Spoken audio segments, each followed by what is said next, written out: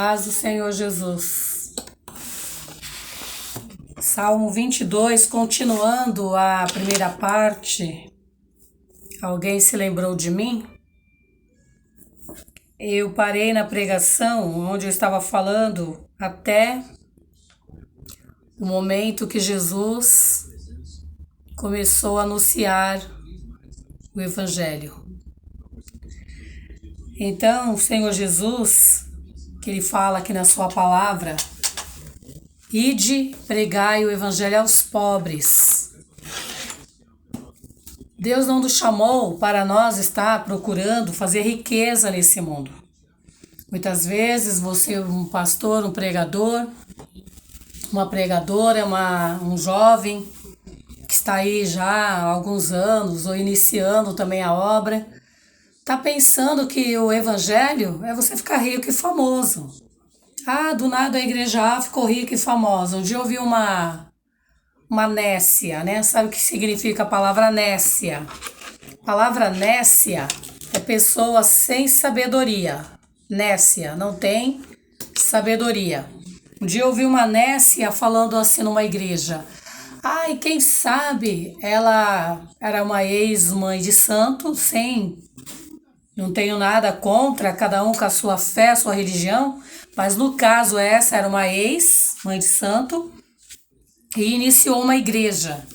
E ela, poucos dias, mal havia iniciado dizendo que se converteu e abriu a obra ali, ela começou a se comparar com a Igreja Universal.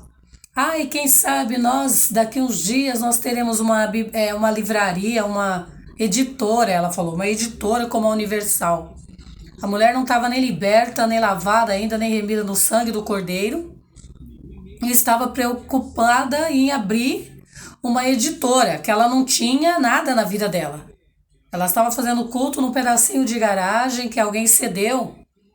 E eu passando na rua, ela chamou, dizendo que ia ter culto ali domingo à tarde e tal. Aí eu fui e ouvi o testemunho dela. As pessoas pensam que servir a Deus, meu Deus do céu, é juntar dinheiro na terra. A palavra do Senhor fala, como eu fiz no primeiro vídeo, Salmo 22, que uma pessoa falou para mim, que estava perguntando a meu respeito a Deus. Eu não sei qual o motivo, né, que ela perguntou de mim a Deus.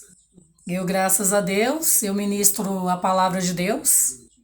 Eu não recolho nada de ninguém, não dependo da obra, eu dependo de Deus, do meu trabalho, o trabalho do meu marido que me sustenta, do suor do nosso rosto. E eu me lembro quando Deus me levantou na obra, eu tinha 19 anos, e eu estava na primeira gestação, aí nasceu meu primeiro filho, e esse meu primeiro filho, ele começou a ter epilepsia quando ele tinha 9 meses. E eu havia sido curada de vários tipos de enfermidades na igreja já. E esse menino, Deus começou a me provar com epilepsia. E a primeira coisa, minha mãe falou, faz um voto a Deus que você vai dedicar para a obra. Porque quando você casa, a própria Bíblia fala que a casada começa a cuidar das coisas do marido, né? Da coisa de casa, família. E ali pouco tempo se dedica para a obra, a não ser que os dois estão ali na obra, não vou nem dizer ministrando, mas servindo a Deus. Quando os dois estão na obra, se torna mais fácil. Mas o meu marido, eu casei, ele não tinha como ir para a obra, a gente estava começando a vida, pagando aluguel, luta, dificuldades. Já nasceu o neném com uns meses, nasceu assim, né, com uns meses de certo da gravidez, de 1 ano, quase de casamento, e ali foi a nossa peleja. E eu fiz um voto a Deus, Senhor, se o Senhor curar o meu filho dessa epilepsia, e eu conseguir trabalhar por conta, eu dedicarei para a sua obra.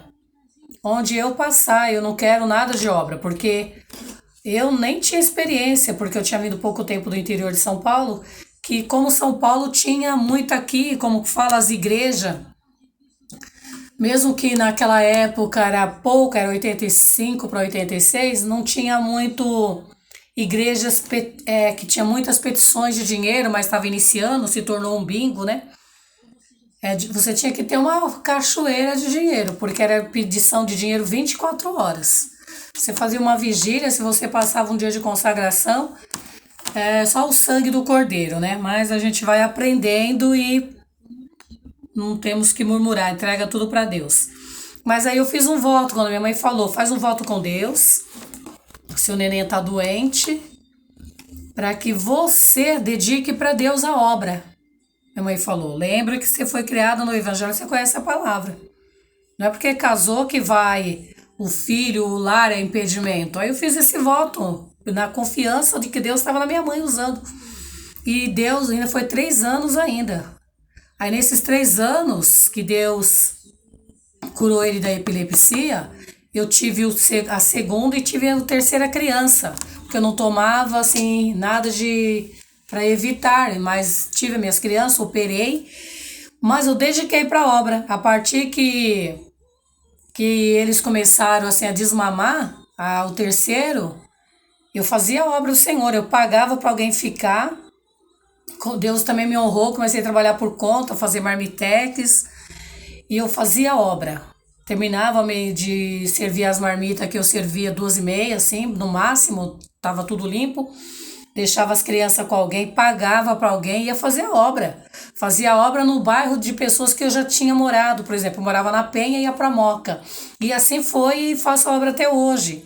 Porque Deus quer que nós fazemos a obra. Mas Deus, ele não fez promessa que nós vamos ficar rico, famoso, com nosso nome, vai estar nas capas de revista, nos outdoor por aí, querer ser aparecidos, né? Nós queremos ser aquele ídolos, como hoje se faz. O Senhor falou que se nós guardar os mandamentos dele, crer que Jesus é seu filho, confessar que Jesus é o Filho de Deus, guardar os seus mandamentos, o Senhor é conosco. E ele não falou que nós não ia termos aflição, ele falou, no mundo tereis aflição. Talvez essa pessoa, ela fica olhando, né, talvez me conhece já há muito tempo, ela fica olhando, assim, porque às vezes estou subindo no meu bairro, descendo, alguém para eu e fala, nossa, irmã, você continua do mesmo jeito. Claro, temos que ser do mesmo jeito. Porque se eu sou a imagem e a semelhança de Jesus, se eu sou a imagem e semelhança de Deus, se eu estou em Jesus, eu chegarei a Deus. Mas o Senhor, ele não muda. Ele é manso, ele é humilde, ele é um Deus poderoso. Nós somos carne, temos enfermidade, temos problema, temos aflições. Mas Jesus teve tudo isso na terra também. Mas ele subiu ao céu. No terceiro dia, ele foi arrebatado e ele subiu. Então Deus quer dizer nessa palavra que o Messias sofre. Foi até bom ela ter falado que ela preocupou comigo, né? Por quê, meu Deus, alguma coisa, talvez que ela me vê assim, não sei, não entendi assim, mas ela não explicou, mas eu entendo o que eu passo, eu sei da minha vida, graças a Deus. Louvado seja Deus, mas talvez para ela, como muitos jovens, às vezes me param na rua e falam, nossa, irmã Hilda, eu te conheço há tantos anos. A irmã não usa uma pintura, a irmã é daqui de São Paulo, do estado de São Paulo, é de São Paulo, né, paulista. A irmã não usa uma maquiagem, a irmã é simples. Eu falo, mas Jesus é simples. Se o Senhor não tivesse me transformado, então eu não estaria com Jesus. Então as pessoas, elas ficam impactadas quando Deus se transforma. Você está no mundo, mas a sua vida não parece com a do mundo. E aí que está o segredo. Por isso que eu me alegrei. Porque o Senhor fala aqui no 26, do capítulo 22, 26, o verso. Os mansos comerão e se fartarão. Louvarão o Senhor os que o buscam. De todo o vosso coração viverá eternamente. Então, isso é importante. Alguém se preocupar com você. Porque Deus, ele mostra que você está dando fruto. O fruto não é você ter riquezas, se exibir, mudar seu cabelo, mudar suas unhas, gastar o dinheiro naquilo que não é pão. Não. O importante é que você persevere no caminho reto. Você persevere, você não dê escândalo em coisa alguma, como está escrito na palavra de Deus. E ele fala que todos os limites da terra se lembrarão e se converterão ao Senhor. Porque os mansos comerão, se fartarão, louvarão ao Senhor. Enquanto você for fiel a Deus, nada vai te faltar. E você vai continuar louvando, adorando a Deus, fazendo a obra, vai se sentir feliz.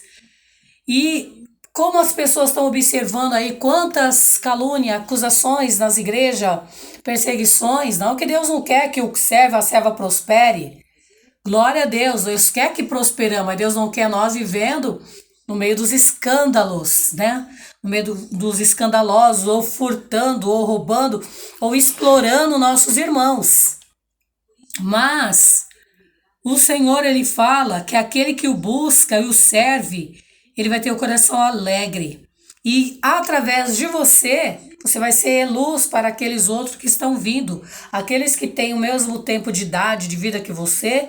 Muitos caem, muitos não se levantam mais, mas muitos caem e levantam com o seu testemunho. Às vezes acham que estão lá derrotados, e você chega lá e Deus já o levanta através de você. E os jovens, as crianças que crescem, olha e observa isso. E vem, quando vem feliz para a casa de Deus. E os se converterão ao Senhor, e eles vão se converter. E todas as gerações das nações adorarão perante a face do Senhor. Foi o que houve com essa pessoa. Ela estava meio parada e ela voltou esses dias para Deus. E ela me contou isso. Porque o reino do Senhor, ele domina entre as nações. Todos os grandes da terra comerão e adorarão, e todos os que descem ao pó. Então, Deus, ele faz o bem para todas as pessoas, independente da obediência a ele ou não. Mas o Senhor, ele faz grandes homens na fé crescer, prosperar, enriquecer também. Ele faz isso para que o nome dele seja levado. Se Deus não enriquecer as igrejas fiéis, né, com honestidade, como que vai levar a sair missionários, missões? Temos que ter esse entendimento. Mas nós, cada um de nós, temos que fazer a nossa parte. Jesus, ele disse que ele era o pão vivo que desceu do céu. Ele falou naquela época era, porque ele ainda ia morrer, que ia ser o corpo dele repartido por nós. E o sangue dele, aquele suco de vinho, seria o sangue dele que foi derramado por nós. Ele derramou por todo o mundo. Então, nós temos que comer e beber deste corpo e desse sangue, e temos que fazer o que é a nossa parte, divulgar, lembrar, memorizar e procurar ganhar alguém para o reino de Deus. Então, todos os grandes da terra comerão e adorarão, e todos os que descem ao pó se prostrarão perante ele, como também os que não podem reter a sua vida. Uma semente o servirá. Falará do Senhor de geração em geração. Deus está falando, você, eu, nós somos uma semente. Mas nós não podemos mudar. Nós temos que mudar de dentro para fora, transformação, libertação, quando Jesus nos chama do velho homem em uma pessoa transformada, lavada e remida no sangue do Cordeiro. Mas não podemos, quando Deus melhora um pouquinho a nossa vida. Na época, quando Deus me chamou, eu não tinha nada. Eu casei pela graça de Deus. Eu não tinha casa própria, eu não tinha renda. Ali Deus passou a me ensinar, a me chamar pela dor. Hoje eu tenho meu teto, minha casa, ainda trabalhamos para a glória de Deus, por conta. Mas me exaltar.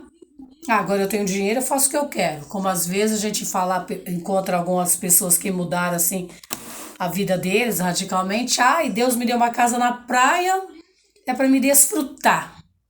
Deus deixou o biquíni e é para me usar. Sim, ele falou que você tem o direito de desfrutar o que está na terra, mas não ficar nua lá na praia, lá, exibindo o seu corpo nu, fazendo com que outros homens desejem você. Ou vice-versa, seu marido pelado lá com uma sunga. Porque Deus, ele é santo. Ele fala que nós temos que cobrir a nossa nudez. Então nós temos que saber que nós só vamos entrar no céu quando nós estamos agradando a Deus. Eu estou aqui, eu estou dessa maneira. Se eu for para uma praia, eu não tenho casa na praia, nem nunca desejei isso. Mas já desci algumas vezes que minha sogra morava lá, hoje não mora mais. Mas eu entrava da minha maneira que eu achava, poderia todo mundo me escandalizar, mas eu achava que eu estava agradando a Deus. Eu entrava de jeans, com uma saia lá longa embaixo, ponhava uma bermudona dos filhos mesmo. Não ia deixar de tomar um banho na praia, mas eu não ia me sentir bem, eu ficar nua e depois eu estar pregando a palavra de Deus. Então, nós temos que entender que nós temos que anunciar a justiça de Deus ao povo que nascer, por quanto Deus o fez. Então eu fiquei feliz que essa pessoa, que ela se lembrou de mim, fez alguma pergunta de mim para Deus, né? E o Senhor respondeu, e Ele está confirmando aqui no 31, porque nós temos que andar na justiça de Deus, mostrando que Deus é luz, que Deus não muda. Ele nos muda, nos transforma a sua imagem e semelhança, porquanto pregar o evangelho para o povo, a geração que nascer. Porque Deus, Ele quer que aquelas pessoas conheçam da forma que Deus é. Não é porque o mundo está indo de mudança, transformações, como o mundo aí está falando, ó, você seja o que você é, criança seja o que você é, mulher seja o que você é. Não, não, não, não, não. Deus não muda. Ele manda a mulher honrar o marido honrar a mulher, os filhos honrar o pai. Ele fala que Ele é Deus, Ele é Pai, nós temos que o honrar, andar em santificação, nosso corpo, alma e espírito, ter cuidado no falar, ter cuidado no andar, no olhar, não cobiçar a casa de ninguém, não cobiçar o marido de ninguém, não desejar jovem nenhum e vice-versa, cada pessoa, né, seguir, o homem não desejar a mulher casada, o jovem não desejar a mulher casada, a noiva do outro, a namorada do outro, porque o Senhor, Ele é puro, Ele é santo, nós temos que ser transformado e perseverar na transformação. Não é a igreja A, a igreja B que impõe sanções, que impõe doutrinas. Que hora que eu fico ouvendo, não quero nem me contaminar, mas muitas vezes a gente ouve. A igreja tá lá, é light, é livre, eu vou para lá. Porque a igreja B fica pondo A, pondo B de doutrina, não. A igreja verdadeira, ela nunca colocou nem pôs doutrina. Porque a igreja verdadeira é Jesus. A igreja verdadeira, ela veio de Deus desde Moisés, quando Deus deu a lei a Moisés. Como devia se vestir, como devia se pôr, como devia se calçar, como devia comer, beber. Deus foi revelando até o que agradava a Ele no alimentar, no vestir, no calçar, no andar, no falar. Deus ensinou a Moisés, ó, você vai subir degrau, faz essa roupa, tal, essa túnica e põe uma bermuda até abaixo do joelho. Deus foi dando as medidas, foi ensinando. Aí hoje as pessoas acham que servir a Deus é como tá indo para uma boate, uma discoteca, carnaval, festa A, festa B. Não. Ou você serve a Deus e seja salvo, ou você vai servir a Satanás e vai para o inferno. Porque quando nós desviamos, achamos que a igreja A, B é livre, você vê que depois a gente encontra essas pessoas derrotadas, depressiva, desviada, angustiada, oprimida, depressiva. Eu já peguei pessoas, a igreja tá proibir calça, eu vou para ataque, é livre. Depois encontra lá derrotada, destruída, casamento destruído. Meu Deus, só tragédia.